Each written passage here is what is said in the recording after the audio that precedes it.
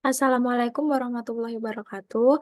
Kami dari kelompok E3 dan E4 akan mempresentasikan hasil laporan praktikum kami yang berjudul Teknis Aseptis dan Kultur Bakteri.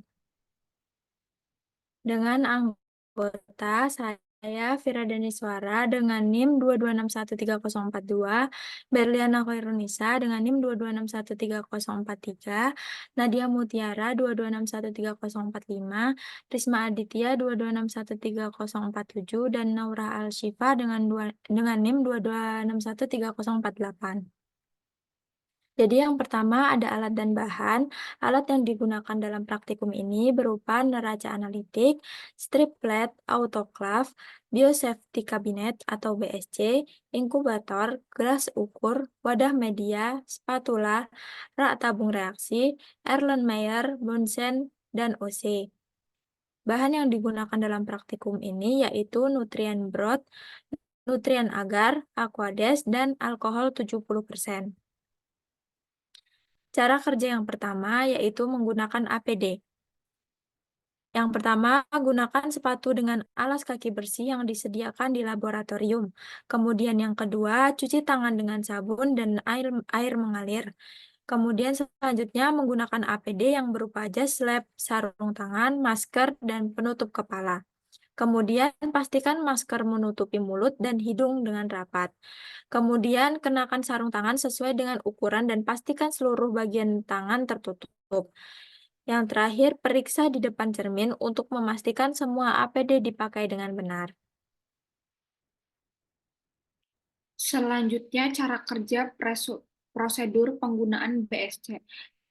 Yang pertama, nyalakan lampu ultraviolet. Yang kedua, setelah 15 menit sampai 30 menit, matikan lampu ultraviolet. Yang ketiga, buka kaca penutup kabinet, lalu nyalakan lampu dan peniup.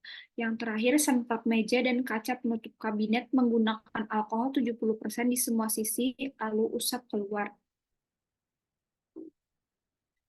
Yang selanjutnya, cara kerja pembuatan media. Pertama, periksa petunjuk media pada label media. Yang kedua, ukur air di dalam gelas ukur. Yang ketiga, tempatkan pengaduk di dalam labu. Yang keempat, timbang media. Yang kelima, tuangkan media ke dalam labu, lalu tambahkan air. Yang keenam, tempatkan labu di atas pelat pengaduk dan pastikan media larut. Yang ketujuh, lapisi labu dengan aluminium foil dan beri label. Yang ketujuh, autoclave pada suhu 121 derajat selama 17 menit.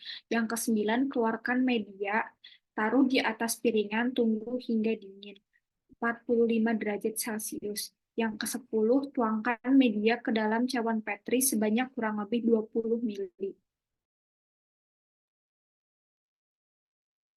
Selanjutnya, cara kerja kultur bakteri broth to broth.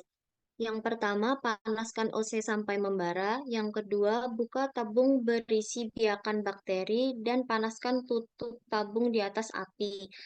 3. Celupkan OC ke dalam biakan bakteri. 4. Panaskan tutup tabung reaksi di atas api, lalu tutup kembali. 5. Buka tabung reaksi berisi media baru dan panaskan tutup tabung di atas api. 6. Masukkan OC ke dalam media baru. 7. Panaskan tutup tabung reaksi di atas api dan tutup. 8. Panaskan OC sampai membara. 9. Inkubasi biakan bakteri pada suhu 37 derajat Celcius selama 24 jam. Selanjutnya, cara kerja broth to plate or slant. Yang pertama, panaskan OC sampai membara. 2. Buka tabung berisi biakan bakteri dan panaskan penutup tabung di atas api. 4. Celupkan OC ke dalam biakan bakteri. 4. Panaskan tutup tabung reaksi di atas api lalu tutup kembali. 5. Buka tutup cawan Petri, goreskan OC pada permukaan media lalu tutup kembali. 6. Panaskan OC sampai membara dan inkubasi biakan bakteri pada suhu 37 derajat Celcius selama 24 jam. Selanjutnya ada hasil kultur bakteri S. aureus. Berikut merupakan gambar sebelum dan sesudah. Dengan teknik plate to broth. Didapatkan interpretasi hasil setelah proses inkubasi dapat terlihat bahwa bakteri S. aureus tumbuh dengan tanda adanya banyak bintik-bintik keruh pada media dan tidak terdapat kontaminasi oleh mikroorganisme lain. Lalu yang kedua ada dengan teknik slant to slant, berikut gambar sebelum dan sesudahnya, dan didapatkan interpretasi hasil setelah dilakukan inkubasi S. aureus pada media slant, terbentuk banyak bulatan membentuk zigzag putih kekuningan dan tidak terdapat kontaminasi pada media. Lalu yang ketiga ada dengan teknik broad to plate, gambar sebelum dan sesudahnya, lalu didapatkan interpretasi hasil setelah diinkubasi selama 24 jam, telah terbentuk garis zigzag berwarna putih kekuningan dan tidak terdapat kontaminasi mikroorganisme lain. Selanjutnya yaitu teknik slant to broth menggunakan mikroba E. coli. Berikut merupakan gambar sebelum dan sesudahnya dan dapat dilihat dari gambar sesudahnya air yang tadinya bening menjadi keruh, yang dimana hal ini menunjukkan bahwa mikroorganisme E. coli berkembang biak dengan baik dan tumbuh dengan baik dan tidak adanya kontaminasi dari mikroorganisme yang lain. Next. Selanjutnya yaitu teknik plate to slant E. coli. Di sini terdapat gambar sebelum dan sesudah, di mana gambar sesudah ini menunjukkan bahwa adanya bercak-bercak putih yang setelah dilakukan pemindahan mikroorganisme dan menunjukkan bahwa mikroorganisme itu tumbuh dengan sangat baik dan tidak adanya kontaminasi. Dan yang terakhir yaitu broad to plate. Berikut merupakan gambar sebelum dan sesudahnya. Gambar sebelum dan sesudah sangat berbeda jauh.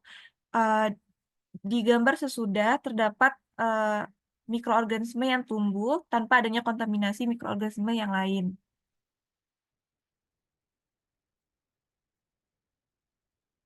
Kesimpulannya yaitu, dari hasil praktikum yang telah dilakukan menunjukkan pada media slant to slant, plate to broad, broad to plate, plate to slant, slant to broad, and broad to plate memiliki pertumbuhan bakteri yang baik dan tidak terjadinya kontaminasi. Hal ini mungkin dikarenakan teknik aseptik yang dilakukan sudah baik dan benar. Alat dan bahan yang digunakan pun sudah steril.